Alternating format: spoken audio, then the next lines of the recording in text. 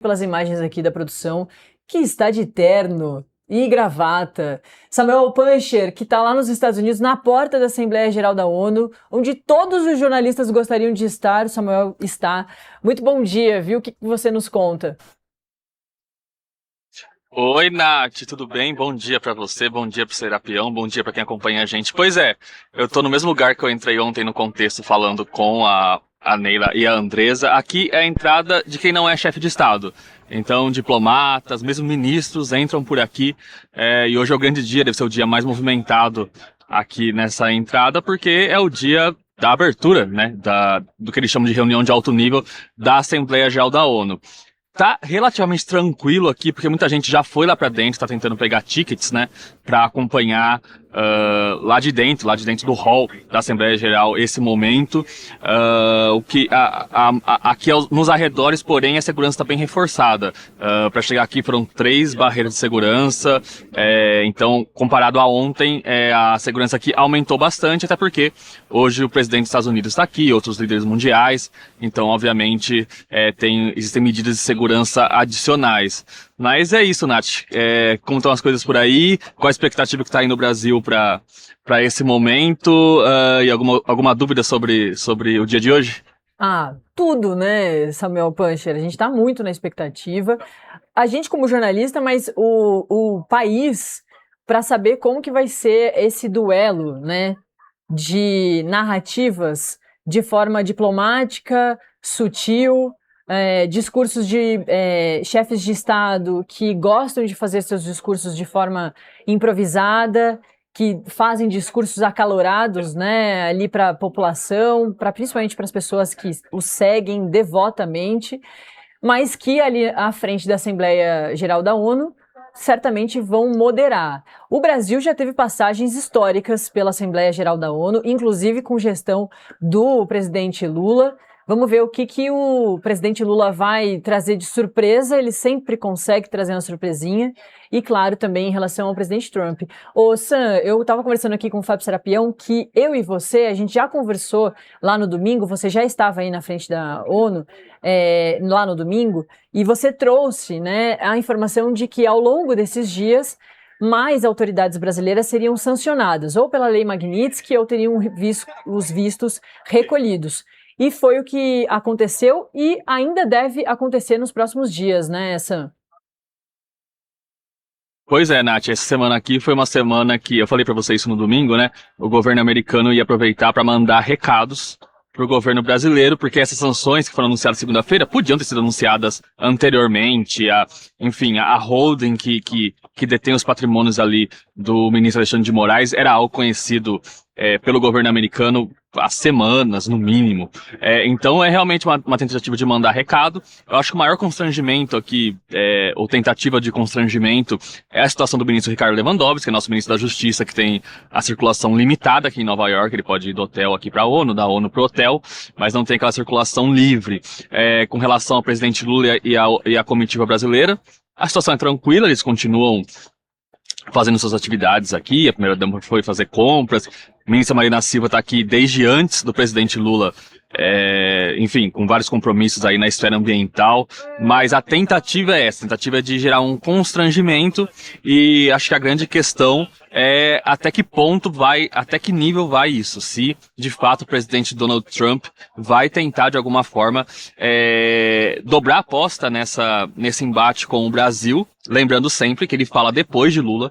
Então o presidente Donald Trump, nos anos anteriores, quando ele era presidente, essa é a primeira Assembleia Geral da ONU desse mandato dele, mas no mandato anterior dele, ele sempre teve alguma parte de improviso ali nos discursos. Por que isso é importante? Porque Trump fala após Lula, ou seja, num debate, geralmente quem tem a réplica ali, ou a tréplica, acaba ficando com a impressão de que tem razão, ou acaba tendo a última palavra. Não é um debate, mas Trump fala depois de Lula. Então, dependendo do nível dos recados que Lula mandar para os Estados Unidos, pode ser que o presidente Trump queira responder aos recados de Lula. É tudo muito imprevisível, assim. Eu acho que, inclusive, o interesse das pessoas está muito grande nesse assunto político. A gente não sabe o que vai acontecer, mas, enfim, algum tipo de recado, pelo menos da parte brasileira, sem citar Trump, eu acredito, talvez citando os Estados Unidos, talvez depois de ontem o presidente Lula faça escalhe um pouco mais aí, porque o plano inicial, pelo que a gente apurou aqui, era recado sobre defender o multilateralismo e criticar ações unilaterais. Então, talvez, como ontem houve esse anúncio aí de novas medidas, talvez o presidente Lula calibre seu discurso para dar uma resposta. E um dado curioso só que eu queria, antes de voltar para você, é que aqui na fila para entrar, a gente passa por uma checagem de segurança e tal, tinha alguns jornalistas da Turquia e outros da Polônia, e quando eu falei que era brasileiro, a gente estava conversando ali sobre, enfim, mais questões técnicas e tal, os dois citaram, na verdade, um jornalista polonês que falou que o presidente dos Estados Unidos não estava muito feliz com o Brasil. Então, é mais uma prova daquilo, não é algo... É algo, obviamente, que afeta mais domesticamente Brasil e Estados Unidos, mas tem uma repercussão mundial aí, o que está acontecendo entre os dois países, Nath. É isso, né? O mundo todo está de olho nessa pauta, Brasil e Estados Unidos, e também, Sam, a gente conversou bastante no domingo, ontem isso também foi assunto, é a questão de diversos países que há muito não reconheciam e, a partir dessa Assembleia Geral da ONU, querem reconhecer ou já reconheceram o Estado da Palestina. Então, esse também é um outro assunto bastante importante aí dessa Assembleia Geral da ONU, por isso que ela é tida como uma das mais importantes aí dos últimos tempos. Pelo menos tem pautas muito importantes e um foco muito grande do mundo todo por aí, né? Pois esse foi um tópico, assim, que dominou o debate aqui, pelo menos até ontem, né? A gente teve uma sessão, né, para discutir a situação da Palestina e, enfim, esse passo do reconhecimento por alguns países muito importantes, como França, Reino Unido, a própria Austrália reconheceu também, vem nessa esteira de, enfim, reconhecer a importância desse tema, né? O presidente Lula fez um discurso ontem conciso, mas muito contundente sobre a questão da Palestina. Ele novamente acusou Israel de cometer um genocídio na faixa de Gaza. Ele defendeu, uma coisa que ele defende já há muito tempo, o Brasil defende isso há mais de década, a criação do Estado palestino, a solução de 2 estados. Por outro lado, Israel criticou, enfim, essa discussão, esses reconhecimentos, falou sobre premiar o Hamas, o que também foi rebatido aqui pelo próprio presidente francês, Emmanuel Macron, né, que dizem que criar o Estado palestino é a solução para o povo palestino se livrar do Hamas, né. Então, a nível internacional, eu diria que Gaza, pela situação humanitária, e Ucrânia pela situação humanitária também, mas também geopolítica, são os pontos principais aqui, inclusive na agenda do presidente Donald Trump. Ele tem bilaterais, não, pelo menos até hoje de manhã, não estava claro com quem seriam essas bilaterais, mas provavelmente vai ter uma bilateral com o presidente Volodymyr Zelensky, que vai estar aqui também.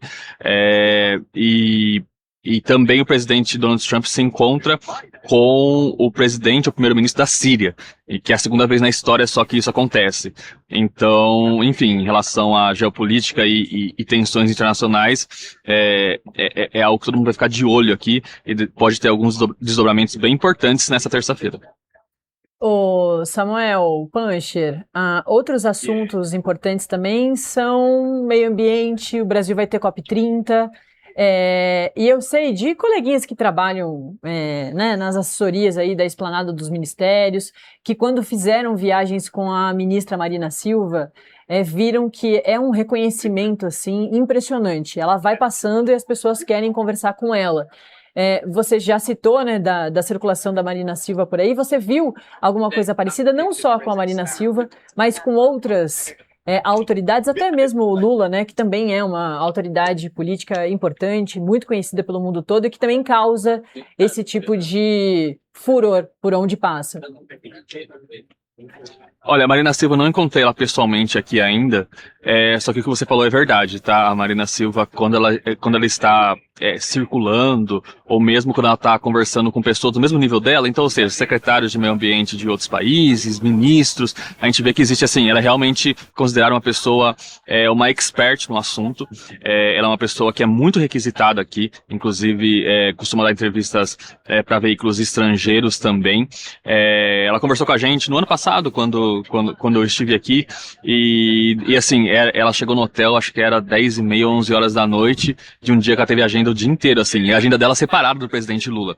Ou seja, ela realmente ali não tá só acompanhando o presidente. Então, aqui fora, pelo menos, dos ministros do Lula, do presidente Lula, eu acho que a Marina Silva é uma das ministras que mais tem respaldo aqui, assim, é um nome muito forte nessa questão ambiental, que é um tema que está em voga aqui também, tanto pela COP30, quanto para tentar fazer um contraponto ao presidente Donald Trump. Trump que tem um discurso ali, geralmente, negando alguns fatos sobre mudança climática, aquecimento global,